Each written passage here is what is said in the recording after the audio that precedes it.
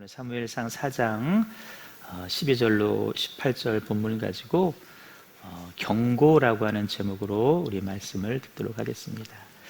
자, 말씀 증거될 때 여러분 고개 숙이지 마시고요, 두 눈 동그랗게 뜨시고 저를, 제 입술을 주목해 주시기 바랍니다. 앞사람 때문에 제가 가리는 분 한 분도 없게끔 이렇게 좌우로 이렇게 조금, 미영 지사님 조금만 오른쪽으로, 살이 빠져가지고 계진이 뒤에 가려서 내가 하나도 안 보여. 그래요. 보통 우리는 자기의 형편과 비슷한 사람에게 마음이 가기 마련입니다. 성경을 묵상하면서도 마찬가지인데요. 지난주에 우리가 말씀을 들으시면서 어떤 분은 그렇게 한나에게 마음이 가는 분 계셨을 겁니다. 그 한나의 아픔이 곧 나의 아픔이에요. 한나의 아픔을 충분히 공감을 합니다. 그런가 하면 어떤 분은요, 그렇게 엘가나에게 마음이 갔을 거예요. 별 부족함 없어 보이지만 왠지 부족해 보이는 그 엘가나의 모습을 보면서 저게 오늘 내 모습이 아닌가. 여러분, 저는 누구에게 마음이 갔을 것 같습니까?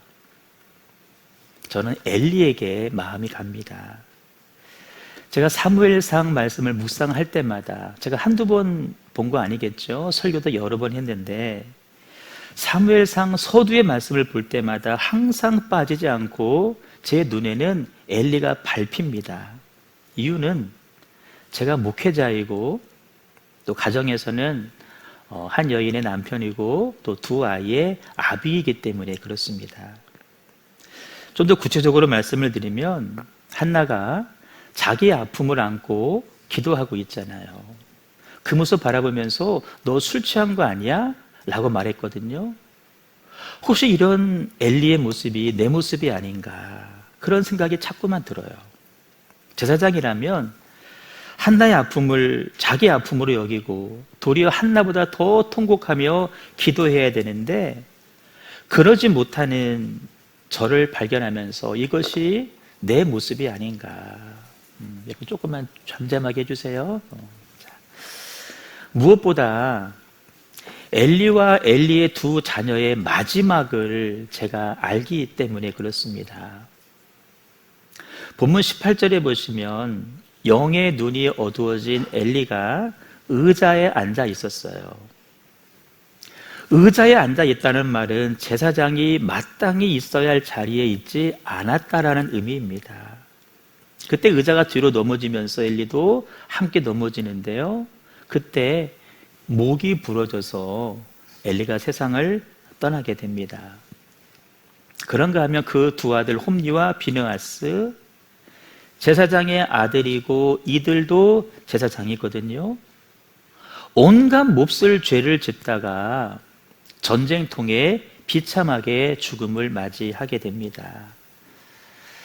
여러분, 오늘 말씀의 주제가 꽤 무거워요. 제목부터가 경고입니다. 주일에 나와서 말씀을 듣는 게 어쩌면 여러분 불편할 수도 있습니다. 전하는 저도 마음이 그리 편하지만은 않습니다. 하지만 우리는요, 저는 이 말씀을 전해야 되고 여러분이 이 말씀을 반드시 들어야 됩니다. 그 이유가 뭔지 아세요? 베드로서 말씀해 보니까 하나님이 우리의 신분을 정해 주시는데 제사장이라고 분명히 말씀해 주고 있어요. 엘리 제사장입니다. 두 아들 홈니와 비느하스 제사장입니다. 이건 그들의 이야기가 아니라 우리의 이야기, 어쩌면 우리에게 주는 경고의 말씀이기 때문에 그렇습니다. 우리가 어떻게 살아야 될까? 영적으로 깨어 있어야 되고 주어진 사명도 잘 감당해야 되고 맡기신 자녀 하나님의 사람으로 잘 길러내야 됩니다. 이것은 한 가정을 넘어서 한 교회에 주신 하나님의 사명입니다.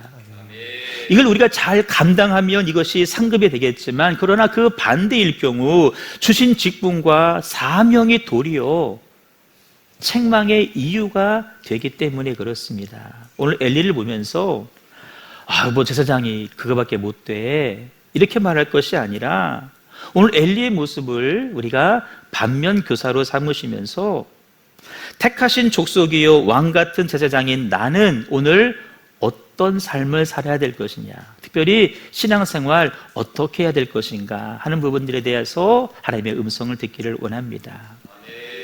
지난주에 말씀드렸죠. 하나님의 말씀은 영적인 나침판이라 그랬어요. 오늘 나의 모습을 진단해 주는 거예요. 네 좌표가 어디냐, 어디까지 왔느냐. 또 하나님 말씀은 영적인 지도가 되고 영적인 망원경이라 그랬어요. 우리가 앞으로 어떻게 어디로 나아갈 것인지를 하나님 말씀이 진단해 주신다는 거예요. 오늘 말씀을 들으시면서 여러분의 삶의 모습이 밝게 드러나시고 나아가야 될 방향이 분명해질 수 있기를 주님의 이름으로 축복합니다. 저도 그런 말씀을 자주 드리지만 우리가 아는 엘리는 한마디로 그렇고 그런 제사장임에 틀림이 없습니다. 근데 여러분, 성경을 우리가 다른 각도로 한번 보실 때에 엘리가 그렇게 꼭 나쁜 사람이기만 할까? 그렇지 않다라는 생각이 듭니다. 뭘 보면 알 수 있느냐? 한나에 대한 오해가 풀렸을 때에 엘리는 지체하지 않고 그를 축복했습니다. 엘리가 저 술 취한 거 아니에요. 그랬을 때에 평안히 가거라. 하나님이 내 기도를 응답해 주시길 원한다라고 축복했다라는 거예요. 여러분, 엘리는 제사장입니다. 제사장은 그 당시에 절대적인 위치에 있는 사람이에요. 여러분 보세요. 절대적인 위치에 있는 사람이 자기의 잘못을 인정하는 거 쉽지 않습니다. 자기의 잘못을 인정하고 자기의 태도를 바꾸는 거 여러분 절대 쉽지 않아요. 그냥 자기 힘으로 짓누르지 결코 자기의 잘못을 인정하지 않아요. 그게 권력의 습성입니다. 그런데 엘리는 제사장임에도 불구하고 자기의 실수를 안 순간 그의 태도를 바꿨다라는 거예요. 우리가 아는 것처럼 그렇게 나쁜 사람만은 아니라는 것입니다. 또 뭘 보면 알 수 있냐면은 어린 사무엘을 맡아서 양육하는 모습을 보면 알 수가 있습니다. 한나가 서원대로 사무엘의 젖을 떼자마자 실로에 있는 성전에 내어 맡겼습니다. 여러분, 요즘 시대는 아이를 낳으면 젖을 물릴 때에 6개월, 1년 물리잖아요. 근데 당시는 보통 3살, 4살 때까지 젖을 먹이던 그런 시대입니다. 젖을 떼고 난 다음에 사무엘을 맡겼어요. 지금 사무엘 나이가 못해도 3살, 4살, 5살이라는 이야기입니다. 그 3살, 4살짜리 남자아이를 그 노년의 할아버지가 맡아서 기른다는 것은 이런 말처럼 쉬운 일이 아닙니다. 아니, 굉장히 어려운 일입니다. 여러분, 이런 이야기 아시잖아요. 어느 교회 권사님이 주일에 각각 감사헌금 봉투 2개에다가 5만 원씩을 담아서 감사헌금을 올렸대요. 제목도 없이. 목사님이 권사님 무슨 감사할 일 있어요? 라고 물었더니 손주 둘이 와서 너무 기뻐서 이렇게 감사헌금을 올렸다는 거예요. 그 다음 주일날은요, 그 권사님이 이번에는 각각 10만 원씩 담아서 헌금을 드린 거예요. 목사님이 또 좋은 일 있냐고 그랬더니 권사님 하는 말씀이 애들이 갔어요 그러는 거예요. 와서 좋았는데 가서 더 좋다는 거예요. 여러분, 자기 손주도 여러분 쉽지 않다라는 거예요. 미영지사님 친정엄마 그렇게 할 수도 있어. 올 때 좋은데 가면 더 좋은 거예요. 더 좋은 거. 여러분, 남의 아이 본다는 거 쉬운 일 아닙니다. 한 2달 전에 우리 셀 코이노니아 할 때 셀별로 다 내보냈잖아요. 제가 광고하기를 아이들 있는 집은 아빠가 좀 그 주간은 봐주고 남성교회는 밤에 모이라 그랬거든요. 그런데 그때 우리 저 동규네 동규 예린이가 동규 아빠가 청년들을 같이 하니까 거의 가버린 거예요. 그래서 어떻게 해요? 예린이 동규가 엄마를 따라갔지 뭐예요. 내 걸 딱 보는 순간 저 셀은 오늘 모임하기 힘들겠다. 그래서 제가 전화를 했어요. 나중에 어디 있냐고 그랬더니 내수에 있대. 내수에. 그래서 코를 푸시네요. 자, 내수에 있대. 그래서 내가 집사람하고 저거 봐줘야 된다. 안 되면 저거 셀 모임 안 된다. 그래서 내수까지 막 갔지 뭐예요. 아니나 다를까 아이들이 있는 거예요. 그런데 시간이 2시, 3시 된 거예요. 아이들이 점심 먹고 이제 졸릴 시간이잖아요. 엄마한테 붙어 있단 말이에요. 근데 그 아이를 딱 받았죠. 처음엔 좀 우리 품에 있는 것 같더니 이내 곧 엄마에게 가겠다는 거예요. 근데 가면 안 된다. 안 된다. 나중에는 동교엘이나 목사님 집에 가자. 근데 동교는 가겠대요. 꼭 가야 되겠대. 근데 예린이는 동생이니까 안 된대. 못 간대. 그러면서 나중에는 하는 말이 우리 포레나 가야 된대. 포레나가 어디냐 했더니 자기네 집이 포레나 한우 아파트래. 포레나 가야 된대. 죽겠더라고. 이거 어떻게 해야 되나, 이거 어떻게 해야 되나. 여러분, 이런 얘기예요. 피 한 방울 섞이지 않은 사무엘이에요. 엘리 입장에서는. 근데 그 아이를 3살, 4살 때부터 성인 될 때까지 그 아이를 맡아서 양육했다라는 거예요. 나쁜 사람 아니라는 거예요. 그럼 보세요. 성경에 그 다음에 어떤 얘기가 나와야 돼요? 그렇게 성실한 엘리를 하나님께서 복 주시고 그들의 자녀를 하나님께서 맡아 기르셨다라는 말이 나오면 얼마나 좋아요. 근데 그렇지 않아요. 정반대 이야기가 기록되어 있습니다. 12절에 보시니까 엘리의 아들들의 행실이 나빴다라고 기록하고 있어요. 개역 개정 성경은, 우리 성경은 행실이 나쁘다 표현했지만 원어 성경을 보시면요, 엘리의 아들들은 벨리의 아들들이다라고 표현했어요. 엘리의 아들이 벨리의 아들이에요. 벨리가 누군 줄 아세요? 고린도후서에 봤더니 벨리알, 어찌 그리스도와 우상이, 이방신이 함께 있을 수 있느냐. 무슨 소리예요? 엘리 아들들이 우상 숭배를 했다라는 거예요.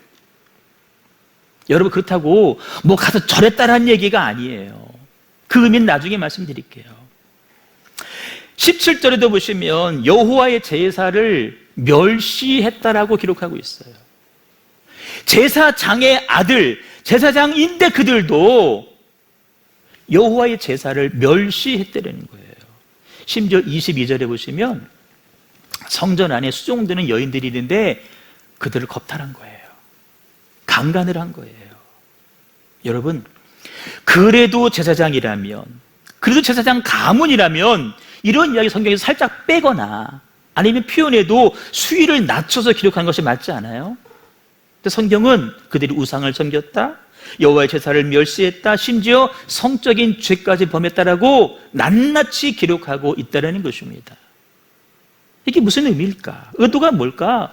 우리를 향한 경고라는 거예요. 경고예요. 아까 그랬죠? 우리는 왕 같은 제사장이다. 제사장이라고, 제사장의 가문이라고 해서 예외가 아니라는 거예요. 죄가, 유혹이 사람 가려서 오는 것이 절대 아니라는 거예요. 중요한 이야기, 어쩌다 이 지경까지 갔을까? 성경을 가만히 묵상해 보면 이 같은 일이 어느 날 갑자기 생긴 것이 아님을 우리가 발견하게 됩니다. 무슨 말이냐면 하나님은 엘리에게 계속해서 사인하신 거예요. 경고를 주셨어요. 그런데 엘리의 영적인 안테나가 무뎌져 가지고 그 하나님의 경고의 음성을 듣지를 않았다는 거예요. 그 결과가 지금의 모습으로 나타난 것입니다. 여러분, 운전들 하시잖아요. 운전할 때 제일 중요한 게 뭔지 아세요? 앞으로 가는 거예요? 아니요, 그건 다 할 수 있어요. 정말 중요한 거는 신호를 보고 신호를 지키는 거예요. 성도의 삶은, 신앙생활은 여러분 다른 거 아니에요. 하나님을 바라보고 하나님의 말씀, 규칙을 지키는 거예요. 아멘. 그러면 사고 나지 않아요. 하나님 바라보지 않고 규칙을, 말씀을 지키지 않으면 어쩌면 지금 당장은 아무 일 없을지 모르지만 언젠가는 반드시 그 결과가 드러나게 된다는 것입니다. 연세 있는 분들은 기억하실 겁니다. 과거 삼풍백화점이 붕괴가 됐습니다. 서울의 성수대교가 끊어졌습니다. 여러분, 저는 그때 뉴스를 직접 그날 바로 봤어요. 백화점이 무너졌어요. 아수라장이었습니다. 강남에 있는 삼풍백화점이. 성수대교가 무너졌어요. 다리가 떨어졌는데 여러분, 그 떨어진 다리 위에 시내버스도 있어요. 얘들 등교 시간인데. 그 사건이 여러분 오늘 갑자기 일어나는 것 아닙니다. 계속 자갈이 떨어지는 거예요. 균열이 생기는 거예요. 경고예요. 무너지니까 얼른 보수하라고. 그들이 그걸 무시해버렸어요. 결국 대형 사고 터진 것입니다. 하나님은 어떤 경로를 통해서 엘리에게 말씀하셨을까? 우리에게 주시는 경고의 방식입니다. 하나님은 기도하는 한나를 통해서 기도할 것을 경고하셨습니다. 단순한 축복의 말만이 아닙니다. 기도하는 한나의 모습을 보면서 너의 모습을 돌아보라고 하는 하나님의 사인입니다. 너 남들에게 기도하라고 말하면서 왜 정작 너는 안 하느냐? 너 얼마나 영적으로 무뎌졌으면 기도하는 모습과 술 취하는 모습도 구분하지 못하냐? 한나를 통해서 하나님께서 경고하신 거예요. 여러분, 신앙에는 두 가지 종류가 있습니다. 하나는 하나님과 교제하는 신앙이고, 하나는 문제에 반응하는 신앙입니다. 의미하시죠? 하나님과 교제하는 신앙은 어떤 기도의 제목이 없어도 하나님과 기도하며 교제합니다. 그런데 문제에 반응하는 사람은 어떤 문제가 생겨야만 기도하는 사람입니다. 여러분, 그렇게 하면 다행이겠죠. 시간 지나보세요. 문제가 생겨도 그 사람은 절대 기도하지 않게 됩니다. 다들 심각하다 말하는데 혼자만 아니야 괜찮아, 아니야 괜찮아. 여러분들은 어떤 신앙이 되길 원하세요? 하나님과 교제하는 신앙이 되길 원하세요? 아니면 문제에만 반응하는 신앙이 되길 원하세요? 여러분, 평생 반응만 하셔야 돼요. 평생 반응만 해야 돼요. 나중에는 그 반응도 하지 않게 될 거예요. 운동 경기에서 감독은 계속해서 사인을 냅니다. 선수는 뭐 해야 돼요? 그 사인을 보고 그 사인대로 움직여야 돼요. 야구로 말하면 벤치에 있는 감독은 저기 있는 코치에게 사인을 줘요. 코치는 선수에게 또 사인을 전달해 줍니다. 선수는 그 코치의 사인을 보고 사인대로 움직여야 돼요. 여러분, 하나님으로부터 주어지는 사인, 경고의 사인을 잘 보고 계신지요? 사인을 보시고 사인대로 움직이시기를 축복합니다. 아멘. 저는 여러분 코치입니다. 저는 감독 아니에요. 코치예요. 하나님이 감독자이세요. 성령님이 감독자예요. 저에게 사인 한번 주셔요. 저는 받아서 여러분들에게 전달하는 거예요. 여러분들이 제 사인을 잘 들으셔야 됩니다. 프로 종목, 여러분, 선수 연봉이 세게요? 아니면 코치, 감독 연봉이 세게요? 선수 연봉이 훨씬 셉니다. 잘 듣고 잘 행하면 여러분들 더 큰 상급 받게 될 줄로 믿습니다. 하나님은 두 번째, 하나님의 사람을 통해서도 우리에게 경고하십니다. 하나님이 하나님의 사람을 엘리에게 보내셔서 너 어찌하여 그렇게 하느냐라고 경고를 하셨어요. 너희 하나님 멸시하느냐.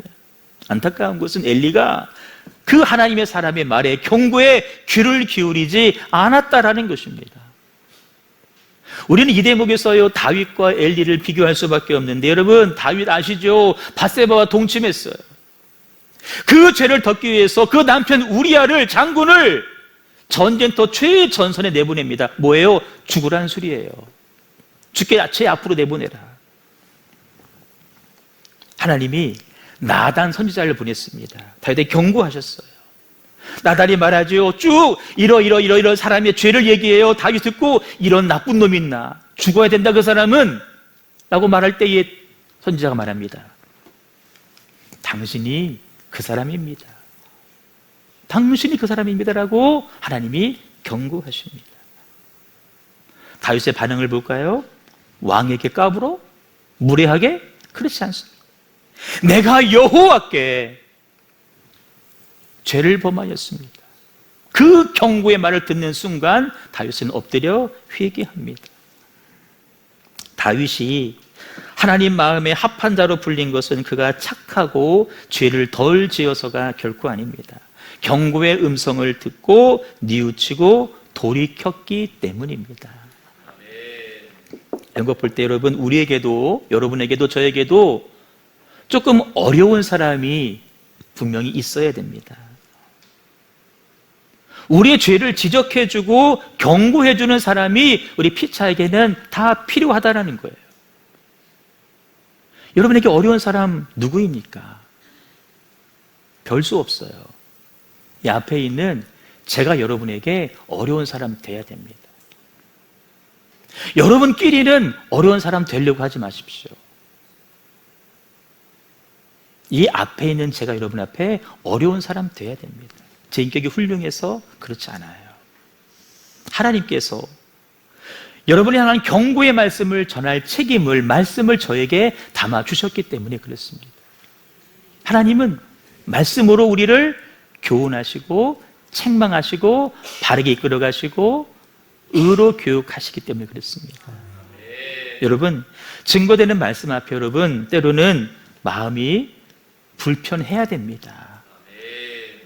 듣기 좋은 말만 들으면 여러분 망합니다. 불편해야 돼요. 저는 말씀으로 여러분을 축복하고 격려하고 위로도 해야 되지만 때로는 말씀으로 여러분을 불편하게 해야 될 책임이 있어요. 그래야 우리가 살기 때문에 그렇습니다. 여러분, 여러분들이 이 앞에 있는 목사를 대할 때에 너무 편하게만 하면 안 됩니다. 피차 망하게 됩니다. 간혹 그런 말 들어요. 목사님 너무 유하고 너무 편하다고, 다른 교회 같지 않다고. 여러분, 좋아요. 여러분, 그것만 있으면 안 됩니다. 그 경계선을 여러분 넘어오시면 안 돼요. 제가 여러분 앞에 있으나 없으나 똑같으면 여러분 안 되십니다. 달라야 되는 거예요. 미안해요. 없을 때 하던 버르장머리, 그런 말과 행동 똑같이 하시면 안 돼요. 우리 교회 안에서 다 죽습니다. 공동체 망합니다. 하나님의 견인은 반드시 하나님의 견책을 동반한다. 사실 꼭 기억하십시오. 하나님의 견인, 하나님의 인도입니다. 하나님의 인도는 하나님의 견책, 하나님의 책망과 함께 가는 것입니다. 내 영혼에 가장 유익한 말씀이 뭘까요? 부자 되라, 복 받아라 아니에요. 회개하라입니다. 회개해라, 회개해라, 회개해라. 내 영혼이 가장 듣고 싶은 말, 회개해라, 회개해라.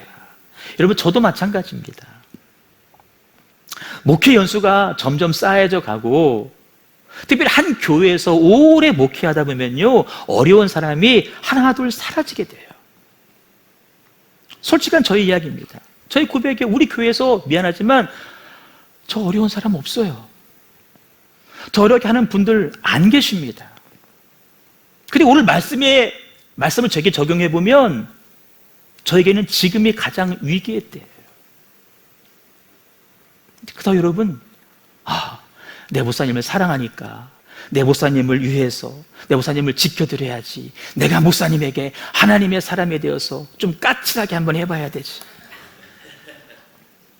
다시 물어봐요. 김상원 집사님, 그러시면 안 됩니다. 제가 집사님의 주례를 해준 사람입니다. 여러분, 간혹요, 내가 그런 사람 돼야지, 그래야 목사님이 지켜지지 하는 사람들이 있어요. 여러분, 그 사람 머지않아 교만해집니다. 교만해져요. 사나워집니다. 믿음 다 까먹게 됩니다. 피차 망하는 거예요. 여러분들이 그렇게 하지 않으셔도 저 사실 무단히 애를 씁니다. 진짜 애를 씁니다. 여러분, 솔직히 애를 씁니다. 제가 감당하지 못하는 기준이 있잖아요. 저보다 더 센 사람이 있어요. 두 눈 시퍼렇게 뜨고 나를 바라보는 우리 집사람이 있습니다. 진짜예요. 여러분 보지 않을 때에 저에게 계속 이야기합니다. 여러분, 피차 마찬가지예요. 우리에게 영적인 긴장감이 사라지면 다 망합니다. 다 망하는 거예요. 하나님은 어린 사무엘을 통해서도 엘리를 경고하셨어요. 하나님이 사무엘에게 엘리의 집안에 내릴 경고에 대해서 다 말씀하셨고요, 그 어린 사무엘을 통해서 가서 전해라 그랬어요. 하나님이 어린 아이를 통해서도 우리를 경고하신다는 거예요. 여러분 가끔 그랬죠. 집에서 아이들이 막 큐티하는데 아빠는 안 해. 아빠는 왜 안 해요?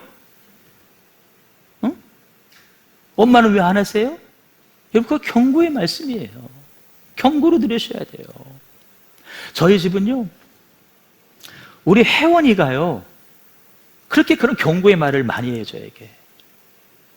가끔 목회자들이 어디 모임에서 어디 갈 때가 있단 말이에요. 그러면 꼭 그래요. 아빠 어디야? 어디야? 그럼 뭐라고 온 줄 아세요? 목사님들이 왜 이렇게 놀아? 왜 이렇게 놀러 댕겨 목사님들이? 뭐 그래요. 너무한 거 아니냐고. 난 그러죠. 혜원아, 아빠는 진짜 안 하는 거야. 진짜예요? 나는 진짜 다 쳐내고, 진짜 나 갈비사 할 때도 나 피 꼭 가릴 때만 가지, 나 웬만하면 안 갔다고. 나 진짜 했어. 그래도 그 아이가 볼 때는요, 마음에 안 드는 거예요. 도대체 목사님들이 왜 그러는 거예요? 아닌 것 같지만 이러면 다 봐요. 다 봐. 다 보고 있다는 거예요. 하나님은 자녀를 통해서도 우리에게 경고하셔요. 네 번째, 하나님은요, 백성들을 통해 경고하십니다. 다 듣고 계신 거 하나님께서 백성 통해서. 언약궤를 통해서도 언약궤 앞에서 마음이 떨리는 거예요. 그게 경고예요. 여러분, 말씀을 보시면서 떨리지 않습니까? 떨려야 돼요. 떨려야 돼요. 응? 여러분, 떨림이 없으면 우리 무뎌졌다는 증거예요. 문제는 이러한 사건에 대한 엘리의 반응이죠. 엘리는요, 이런 경고 들으면 통곡해야 돼요. 주님 잘못했습니다. 주님 용서해 주세요. 은혜를 구해야 되는데 그러지도 않고 있어요. 그만큼 엘리의 마음이 지금 강팍해져 있다는 것입니다. 하나님께서는 엘리에게 말씀하시죠. 원인이 뭔지 아냐? 읽어봐요. 시작. 너희는 어찌하여 내가 내 처소에서 명령한 내 재물과 예물을 밟으며 내 아들들을 나보다 더 중히 여겨 내 백성 이스라엘이 드리는 가장 좋은 것으로 너희를 살찌게 하느냐. 아멘. 무슨 말인지 아세요? 한마디로 말하면 너 엘리야, 예배의 대상이 바뀌었어. 너 예배의 대상이 바뀌었어. 너 나 예배하고 있지 않아. 네 자식들 지금 예배하고 있다. 이런 얘기인 거예요. 팀 켈러 목사님의 저서 내가 만든 신이라고 하는 책이 있는데요. 그 책의 부제는 뭔지 아세요? 하나님의 자리를 훔치다입니다. 우리가 아닌 것 같지만 하나님의 자리를 훔치고 있다는 거예요. 우상이 뭔지 아세요? 대개 사람들은 우상하면 어떤 물건, 어떤 대상, 그렇지 않습니다. 내가 하나님의 자리에 앉아 있거나 내가 사랑하는 어떤 것이 하나님의 자리에 앉아 있으면 그게 뭐냐? 그게 바로 우상이라는 거예요. 부모가 자녀를 마땅히 사랑해야 됩니다. 근데 여러분, 그 자녀가 하나님의 자리에 앉아 있으면 그 자녀도 뭐가 될 수 있다? 우상이 될 수 있다는 거예요. 돈이 필요해서 열심히 일하고 저축도 하고 투자도 합니다.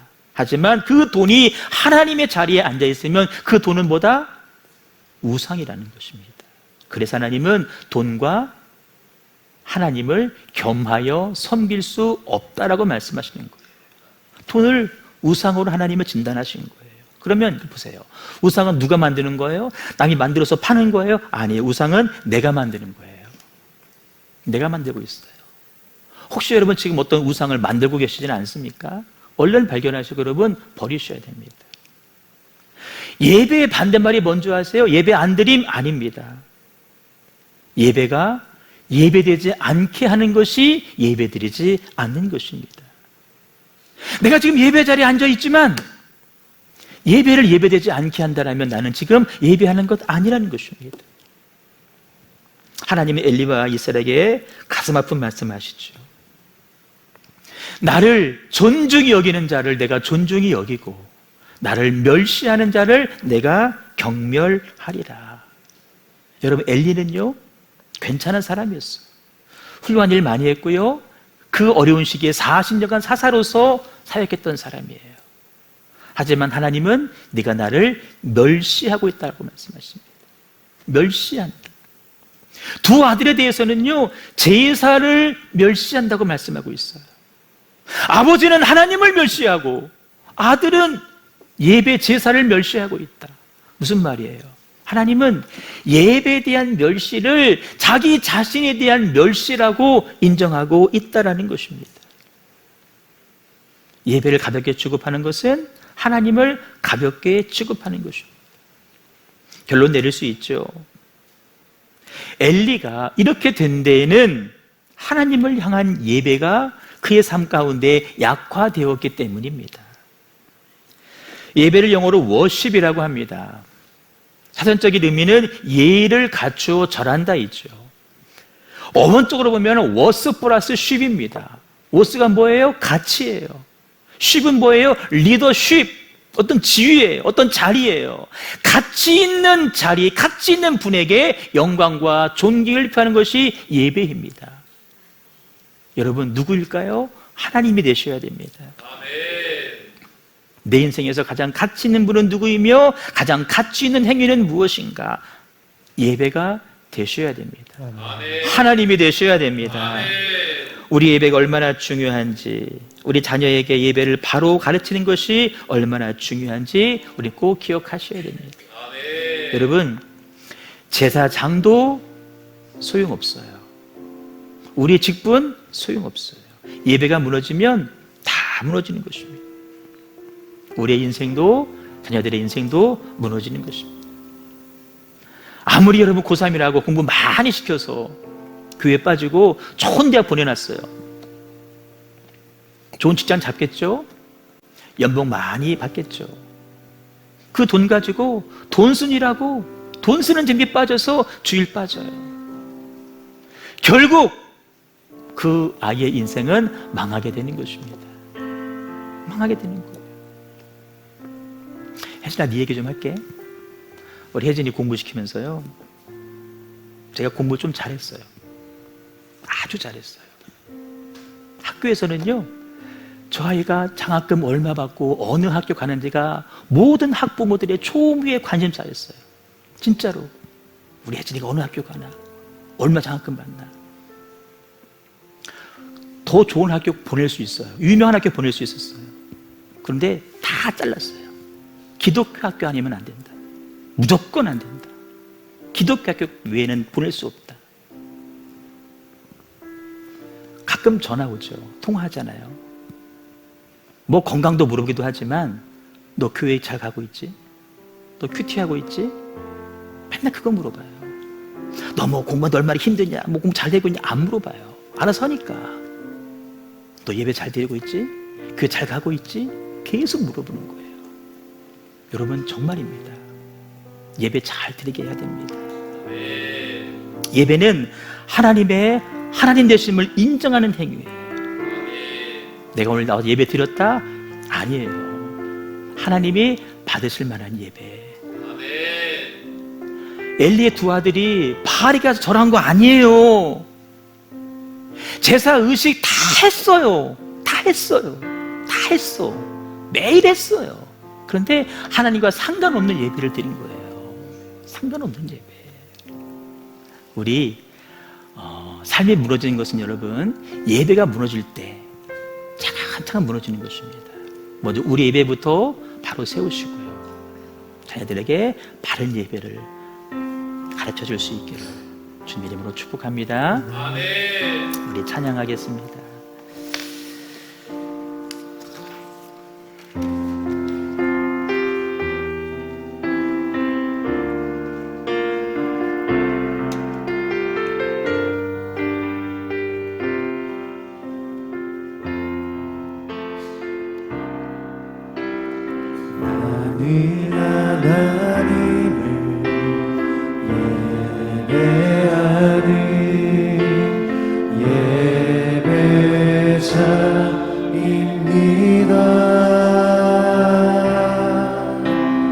내가 서 있는 곳 어디서나 하나님을 예배합니다. 내 영혼 거룩한 그대를 향하여 내 마음 완전한 하나님 향하여 이곳에서 바로 이 시간 하나님을 예배합니다.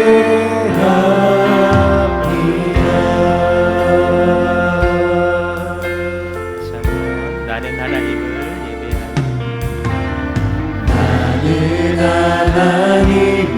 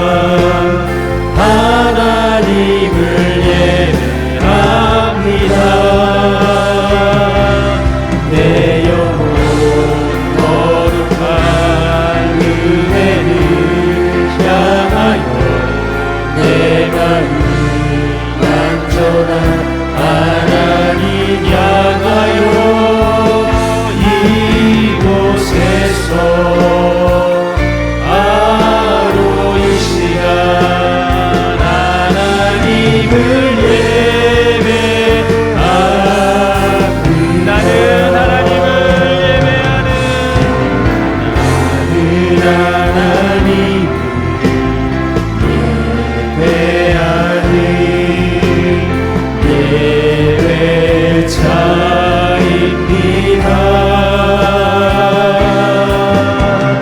내가 서 있는 곳 어디서나 하나님을 예배합니다.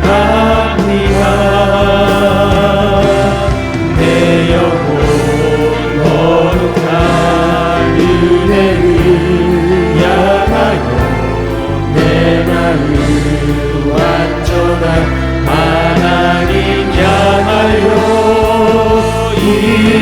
이곳에서 바로 이 시간 하나님을 예배합니다.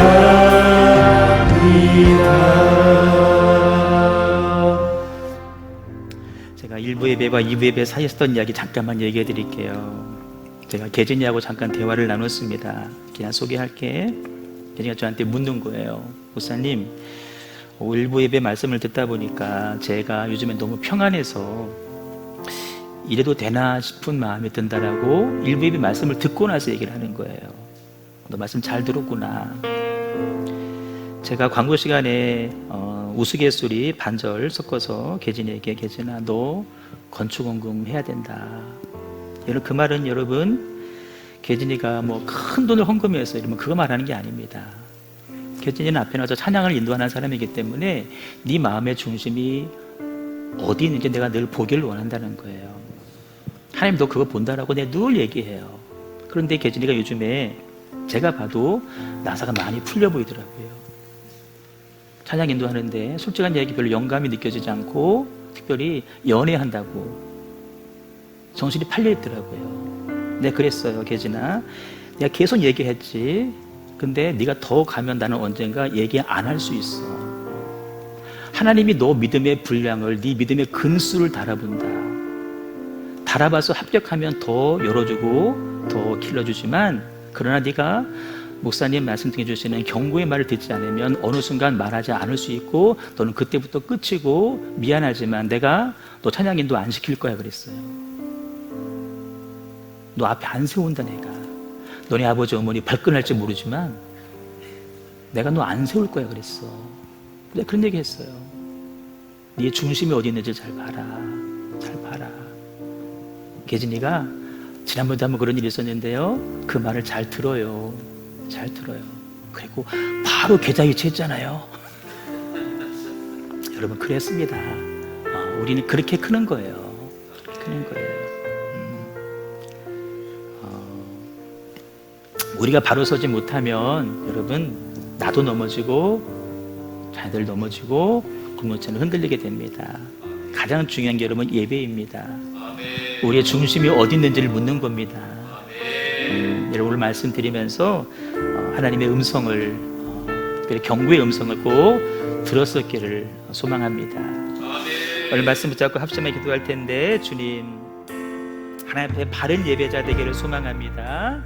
온전한 예배자, 주님이 기뻐하시는 예배자 꼭 내가 될 수 있도록 인도하여 주시옵소서. 합심하여 통속으로 같이 기도합니다. 주여, 주여.